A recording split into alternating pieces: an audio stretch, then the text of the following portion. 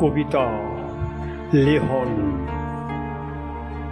আকাশের ভাঙা রূপ দেখতে দেখতে অচানক কি যে হয়, রিমঝিম মাথা। এ জীবন মরুদেশ হাহাকার গল্পের পাতা, দিকে দিকে চিকচিক অবারিত মোহ মায়া, গিরগিটি চেটে খায় ফণি মনসার ছায়া। অদ্ভুত জাদু টানে স্বপ্নের ল্যাঙ্গুয়েজ হয়ে গেছে মনে প্রাণী।